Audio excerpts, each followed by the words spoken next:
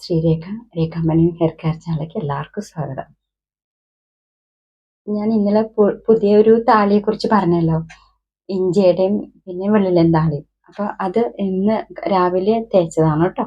ഇന്നലെ തിളപ്പിച്ച് വെച്ചു, ഇന്ന് തേച്ചതാണ് കേട്ടോ. മുടി കൊഴിച്ചിലൊക്കെ നിൽക്കും കേട്ടോ. അത് തേച്ച് കഴിഞ്ഞാൽ നമുക്ക് നമ്മുടെ മുടിയിലുള്ള അഴുക്കുകളും എല്ലാം പോകും കേട്ടോ. താരൻ വരെയും പോകും. കാരണം നല്ല പത കിട്ടും.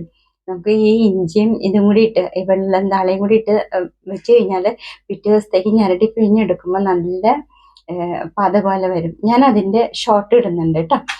അതെടുത്തതിൻ്റെ തിളപ്പിച്ച് ഊറ്റിയെടുത്തതിൻ്റെ. അപ്പോൾ ഏറ്റവും സൂപ്പറാണ് കേട്ടോ. അധികം പൈസയൊന്നും ചിലവില്ല അതിന്. ഇഞ്ചിയുടെ മാത്രം കുറച്ച് വാങ്ങിച്ചു നമ്മൾ വെച്ചാൽ മതി. എന്നിട്ട് ഇതുപോലെ ഇടയ്ക്കിടയ്ക്ക് ചെയ്യുമ്പോൾ മുടി കൊഴിച്ചിൽ നിൽക്കും കേട്ടോ.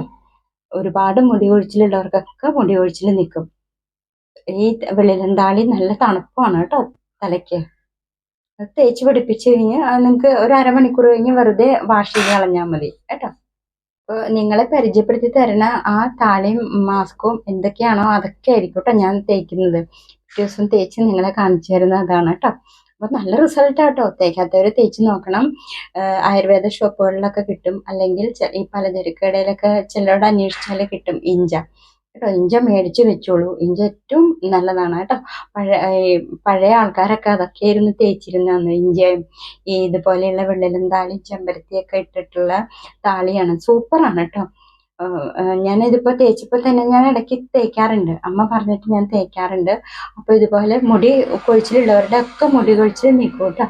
നമുക്ക് എളുപ്പമാണ്, യൂസ് ചെയ്യാനും എളുപ്പമാണ്.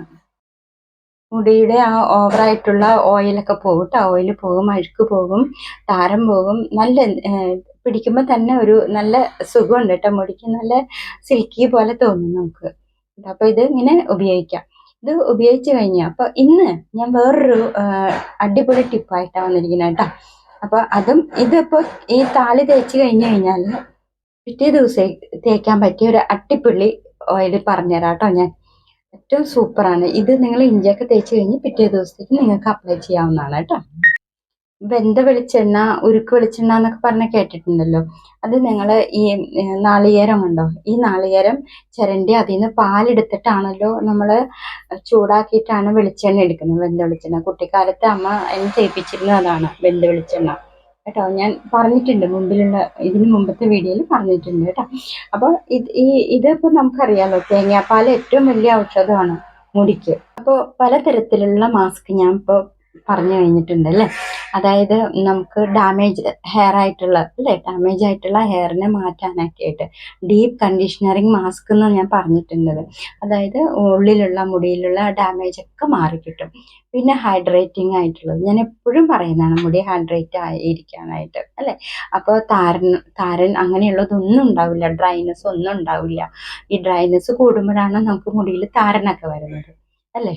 പിന്നെ പ്രോട്ടീൻ മാസ്ക്, അത് നമുക്ക് മുടിയുടെ വളർച്ചയ്ക്ക്, അതായത് മുടി സ്പ്ലിറ്റ് എൻഡ് ഇല്ലാതിരിക്കാൻ പറ്റും അല്ലേ.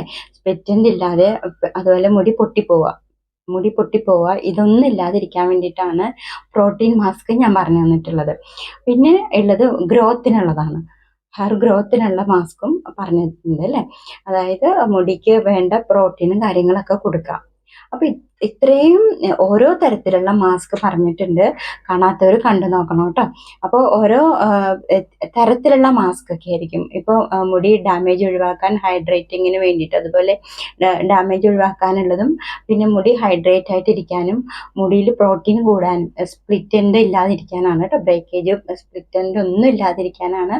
പിന്നെ കൂടുതൽ ഹെയർ ഗ്രോത്തിനുള്ളത്. അപ്പം ഈ 4 തരത്തിലുള്ള അത്, പിന്നെ കൂടാതെ മുടി എപ്പോഴും സിൽക്കി ആയിരിക്കാനൊക്കെ ഉള്ളതാണ്.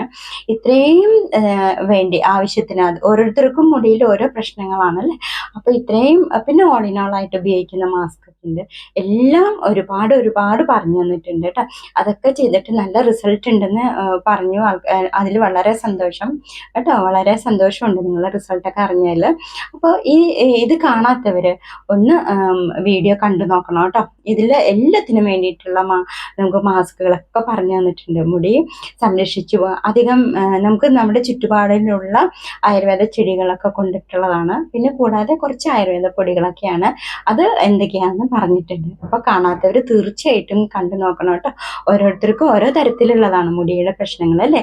ചിലർ സ്പ്ലിറ്റ് എൻഡ് ആവുന്നു, പിന്നെ പൊട്ടിപ്പോകുന്നുണ്ട്, പിന്നെ ഡ്രൈനെസ് ഉണ്ട്, കൂടാതെ താരനുണ്ട്, പിന്നെ മുടി വളരുന്നില്ല, ഇങ്ങനെ ഡാമേജ് ഉണ്ട്, ഇങ്ങനെ ഓരോ പ്രശ്നങ്ങൾ ഓരോരുത്തർക്കാണ്. അപ്പോൾ ഇതിന് സെപ്പറേറ്റ് ആയിട്ടും പിന്നെ ഒന്നിച്ചും കൂടിയിട്ടുള്ള മാസ്ക് ഒക്കെ പ്രത്യേകം ഞാൻ പറഞ്ഞു തന്നിട്ടുണ്ട്.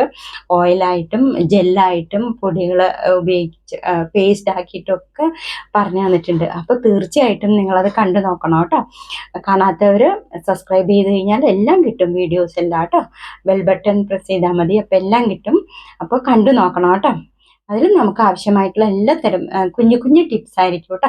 ഇക്കണോമിക്കലായിട്ട് ഉപയോഗിക്കാൻ പറ്റുന്ന ടിപ്സ് ആയിരിക്കും കൂടുതലും പറഞ്ഞു തന്നിട്ടുള്ളത് കേട്ടോ. അപ്പോൾ ഞാൻ ഇന്നിപ്പോൾ പറഞ്ഞു തരാൻ പോകുന്നത് ഇതാണ്. ഈ നാളികേരത്തിൻ്റെ പാലെടുക്കുക. നമ്മൾ നാളികേരം നമ്മുടെ ഓരോരുത്തർക്കും മുടിക്ക് എന്തോരം വേണോ അത്ര അനുസരിച്ചിട്ട് ഇതിൽ നിന്ന് നാളികേരത്തിൽ പാലെടുക്കാം. പാലെടുത്തിട്ട് നമുക്ക് നമ്മുടെ ഒലിവ് ഓയിൽ ഉണ്ടല്ലോ, ഒലിവ് ഓയിൽ അത് ഇതേപോലെ തന്നെ 1-2 സ്പൂൺ ഒഴിക്കുക. ഒരുപാട് മുടിയുള്ളവർ അതനുസരിച്ച് എടുക്കുക, അല്ലാത്തവർ അവർക്ക് വേണ്ടത് എത്രയാണോ അതെടുക്കുക. ഓരോരുത്തർക്കും വ്യത്യസ്ത രീതിയിലായിരിക്കുമല്ലോ അളവ്.